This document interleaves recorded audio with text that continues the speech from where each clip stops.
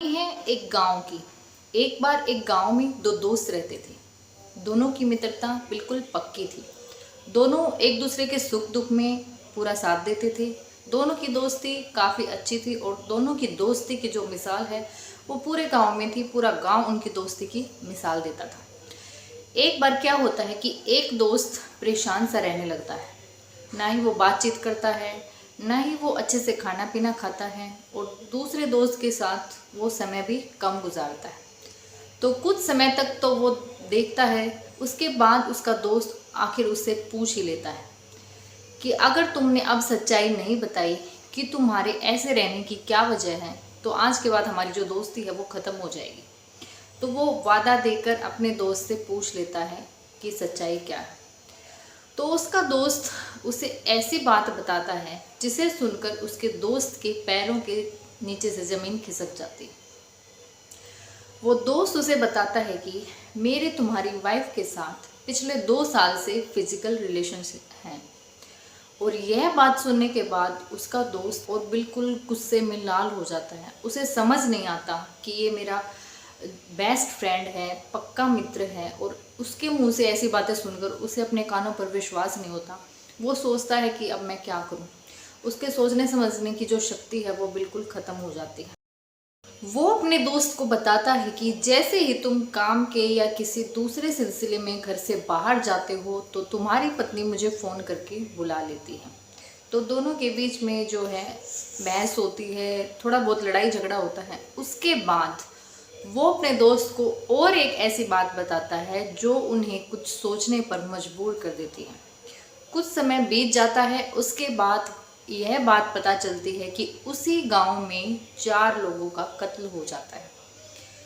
यह बात पुलिस ने पूरी मशक्क़त के साथ जो है सामने जो पुलिस है वो लाती है। पूरे 9 महीने का समय लग जाता है यह बात पता लगाने में कि इन 4 लोगों का कत्ल जो है वो कैसे हुआ, पूरा मामला जो है वो क्या था। आदाब, नमस्कार, सत श्री अकाल। मैं काजल स्वागत करती हूँ आप सबका अपने चैनल काजल स्टोरी टाइम में। जो ये कहानी है ये है बिहार का एक ज़िला है पूर्णिया। पूर्णिया ज़िले में एक थाना लगता है रोहटा, और रोहटा थाना क्षेत्र में एक गांव लगता है कीलपाड़ा। कीलपाड़ा गांव में जो है ये दोनों दोस्त रहते थे। और ये जो कहानी है ये इसकी शुरुआत होती है 5 नवंबर 2024 की रात 8 बजे को। बबीता नाम की जो एक महिला है वो अपने पति को फ़ोन करती है और फ़ोन करके पूछती है कि तुम कहाँ हो। उसका पति फ़ोन उठाता है और उसे कहता है कि मैं मंदिर में हूँ और यहाँ पर कुछ ज़रूरी मीटिंग चल रही है और मुझे आने में थोड़ा समय लग जाएगा। थोड़ी देर बाद बबीता फिर से अपने पति को फ़ोन करती है और गुस्से में चिल्लाते हुए कहती है कि मेरी बात अभी ख़त्म भी नहीं हुई थी और तुमने फ़ोन काट दिया। तो बबीता का पति कहता है कि मैंने तुम्हें बताया तो है कि मैं मंदिर में हूँ और यहाँ पर बहुत सारे लोग हैं, मैं बहुत सारे लोगों के बीच में बैठा हूँ और यहाँ पर किसी ज़रूरी मुद्दे को लेकर मीटिंग चल रही है। जैसे ही मीटिंग ख़त्म होती है मैं घर पर आ जाऊँगा। तो बबीता कहती है कि मुझे ये बता दो, परफेक्ट टाइमिंग बता दो कि तुम इतनी देर में घर पर आ जाओगे। तो उसका पति कहता है कि मुझे लगभग 1 घंटा लग जाएगा, उसके बाद मैं घर पे आ जाऊँगा जैसे ही मीटिंग समाप्त होती है। तो बबीता ऐसा सुनकर फ़ोन जो है काट देती है। जैसे ही मीटिंग ख़त्म होती है बबीता का पति अपने घर पहुंचता है। दरवाज़ा अंदर से लॉक था तो वो खटखट की आवाज़ जो है दरवाजे पर लगा रहा था। 5 से 10 मिनट उसे ऐसा करते हो गए थे, लेकिन उसकी पत्नी जो है वो दरवाज़ा नहीं खोल रही थी। तो बबीता का पति समझ जाता है कि शायद वो गुस्सा है, क्योंकि वो थोड़ी गुस्से वाली थी, ऐसी बचकानी हरकतें वो करती रहती थी। तो उसने सोचा कि शायद थोड़ी देर में खोल देगी।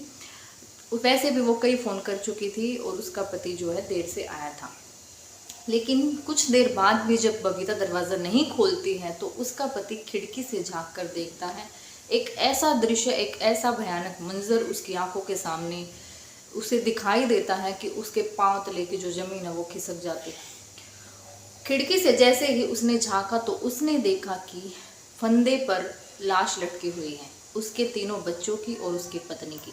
पत्नी बबीता जिसकी उम्र लगभग 26 साल थी, बेटी रिया जिसकी उम्र लगभग 8 साल थी, बेटा सूरज जिसकी उम्र लगभग 5 साल थी, और छोटा बेटा सुजीत जिसकी उम्र लगभग 3 साल थी। यानी कि 3 बच्चे और उसकी पत्नी, यानी कि कुल मिलाकर 4 लाश जो है उस कमरे में पंखे के फंदे पर लटकी हुई थी। यह देखकर उसके मुंह से चीख निकल जाती हैं। 9 सवा 9 के आसपास का वो जो है टाइम होता है और आसपास के गांव के लोग उसकी चीख पुकार सुन के जो है उसके घर पर पहुंच जाते हैं।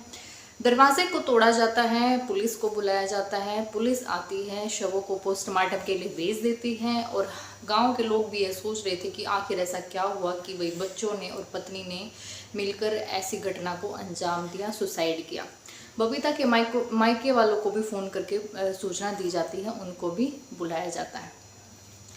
पुलिस इस सारी घटना को जो है इसका मुआयना कर रही थी, इसको जांचने परखने की कोशिश कर रही थी कि आखिर ऐसी क्या बात थी जिन्होंने इनको सुसाइड करने पर मजबूर कर दिया। तो पुलिस ये सारी बातें जो है सोच ही रही थी कि कैसे इस पूरी घटना को की जो सच्चाई वो सामने आए। तभी कहीं से पता चलता है कि जो बबीता है उसकी माँ से संपर्क किया जाए, उससे पूछताछ की जाए। तो पुलिस उनकी माँ से, बबीता की माँ से संपर्क करने की कोशिश करती है। उनसे बात करने पर पुलिस को पता चलता है कि जो बबीता है उसका मानसिक संतुलन बिल्कुल भी ठीक नहीं था। वो बहुत ही गुस्से वाली और चिड़चिड़े स्वभाव वाली थी। वो बच्चों की भी हर समय कुछ न कुछ बात को बहाना बनाकर बात से मतलब कि पिटाई करती रहती थी। चाहे वो मायके में हो या चाहे वो ससुराल में, वो बच्चों पर ही अपना गुस्सा, अपनी जो इरिटेशन थी वो निकालती रहती थी। बबीता का पति यानी कि रवि कुमार, उससे पूछताछ की जाती है तो वो बताता है कि इस सारी घटना के समय वो मंदिर में मौजूद था जहाँ पर मीटिंग चल रही थी। तो उसे कुछ भी नहीं पता, वो फूट फूट कर रो रहा था, उसे तो कुछ समझ में नहीं आ रहा था कि ये सब क्या हो गया। कुछ टाइम बाद पोस्टमार्टम की जो रिपोर्ट है वो सामने आ जाती है। उसमें जो है ये क्लियर हो जाता है कि इन्होंने सुसाइड नहीं किया है बल्कि इनकी हत्या की गई है। हत्या करने के बाद इनको फंदे पर लटका दिया गया है ताकि ये सुसाइड लगे। तो पूरे मामले की जो है छानबीन में पुलिस लग जाती है। जो बबीता होती है उसकी कॉल डिटेल्स निकाली जाती हैं। कॉल डिटेल्स में पता चलता है कि नीलेश कुमार नाम का एक लड़का गांव का ही जो होता है उसके साथ जो बबीता है वो बहुत ज़्यादा बातचीत करती थी और उसके साथ जो है उसकी चैटिंग वगैरह, मैसेजेस वगैरह पुलिस जो है वो निकलवा लेती है। उसकी कॉल डिटेल्स और जो व्हाट्सएप डाटा है वो सारा उसका पुलिस जो है निकाल लेती है। तो नीलेश कुमार को जो है पुलिस कुछ टाइम बाद पकड़ती है, उससे पूछताछ करती है और इस सारे घटनाक्रम में इस सारे जो बातें हैं इनको क्लियर करने में पुलिस को लगभग 7 महीने लग जाते हैं। यानी कि ये घटना थी नवंबर की 2024 की और अब ऐसे छानबीन करते करते करते करते जुलाई 2025 आ जाता है। तो नीलेश कुमार को पुलिस जो है पकड़ लेती है और उससे पूछती है कि बबीता के साथ तुम्हारा क्या रिश्ता। तो नीलेश कुमार पुलिस को बताता है कि यह जो बबीता है यह उसके बेस्ट फ्रेंड यानी कि उसके खास दोस्त रवि कुमार की पत्नी है और पिछले 2 साल से इनके बीच फिजिकल रिलेशनशिप थी। और बबीता अब कुछ टाइम से नीलेश कुमार पर दबाव बनाने लगी थी, प्रेशर बनाने लगी थी कि चाहे कुछ भी हो जाए अब मैं तुमसे ही शादी करना चाहती हूँ, तुम्हारे साथ रहना चाहती हूँ। और वो तब ही पॉसिबल हो सकता है जब रवि कुमार को बीच से हटा दिया जाए यानी कि उसे उसकी जो है हत्या कर दी जाए। तो नीलेश कुमार जो है इसी वजह से परेशान रहता था, बुझा बुझा रहता था। और रवि कुमार और जो नीलेश कुमार है दोनों की गहरी दोस्ती थी और कुछ टाइम से जो है नीलेश को परेशान देखकर रवि उससे पूछता रहता था कि यार ऐसी क्या बात है जो तुम आजकल इतने परेशान रहते हो, इतने बुझे बुझे रहते हो। तो जब वो अपनी दोस्ती की कसम दे देता है कि अगर तुमने सच्चाई नहीं बताई तो हमारी दोस्ती खत्म। तो नीलेश कुमार कसम देने के बाद जो है रवि कुमार को सारी सच्चाई बता देता है कि तुम्हारी पत्नी से मेरे ऐसे ऐसे रिलेशनशिप हैं और अब वो तुम्हें मारने के लिए मुझे कह रही है और तुम मेरे बेस्ट फ्रेंड हो, खास मित्र हो, मैं तुम्हें कैसे मार सकता हूँ। तो रवि कुमार जो है अपने दिमाग के घोड़े दौड़ाता है और नीलेश कुमार के साथ मिलकर प्लान बनाता है कि क्यों ना जो मुझे मारने के लिए तुम्हें कह रही है उसे ही मार दिया जाए। यानी कि रवि कुमार अपनी ही पत्नी को मारने की बात जो है नीलेश कुमार को कहता था। नीलेश कुमार जो है जो कि बबीता का बॉयफ्रेंड था। तो दोनों उसके जो है मारने की प्लानिंग बनाते हैं। तो ऐसे ही नवंबर में शाम को पहुंच जाते हैं बबीता के घर पे और बबीता सो रही थी, उसे मार दिया जाता है। जैसे ही वो उसको मार रहे थे तो बड़ी बेटी रिया उसकी आंख खुल जाती है। वो अपने पिता को और उसके दोस्त को अपनी माँ को मारते हुए देख लेती हैं, तो इसीलिए रिया को भी उन्हें मारना पड़ता है।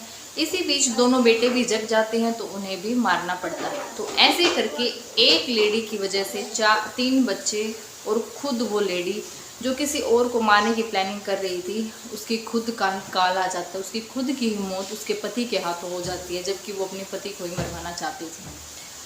तो ऐसे करके पूरी घटना को जो है अंजाम दे दिया जाता है और ऐसा दिखाया जाता है जैसे कि वो अनजान है, उन्हें तो किसी चीज़ का पता ही नहीं है। रवि जो है मीटिंग में चला जाता है, नीलेश किसी काम से जो है गांव में ही अपना जो है बाहर चला जाता है। तो पूरी बात का जब खुलासा होता है तो गांव वालों को भी यकीन नहीं होता है कि दोस्ती, जिस दोस्ती की वो मिसाल दिया करते थे, वो दोस्ती आखिर में भी मतलब कि इतनी हद तक जो है वो निभाते हैं कि रवि अपनी पत्नी को ही मार देता है। इस पूरी कहानी, पूरे घटनाक्रम को आपके सामने पेश करने का सिर्फ एक मकसद है कि आप लोगों को जागरूक किया जा सके कि बुरे कर्मों का अंजाम हमेशा बुरा ही होता है। जो बबीता अपने पति को मरवाना चाहती थी, खुद ही उसकी मौत हो जाती है और अपने पति के ही हाथों उसकी मौत हो जाती है। उस एक लेडी की वजह से उन 3 मासूम बच्चों को भी अपनी ज़िंदगी से जो है हाथ धोना पड़ता है। आप सब लोग जानते हैं कि हमेशा ये जितने भी बुरे कांड, बुरी घटनाएं होती हैं, पुलिस इनकी तह तक कभी न कभी तो पहुंच ही जाती है। इस पूरे घटनाक्रम की गुत्थी को सुलझाने में लगभग 8 से 9 महीने का समय जो है पुलिस को लगता है, लेकिन पूरी सच्चाई जो है निकल कर बाहर आ जाती है। और इसी तरह और भी केसेस जो आप सुनते हैं, कुछ टाइम बाद उनकी भी सच्चाई जो है सामने आ जाती है। धन्यवाद।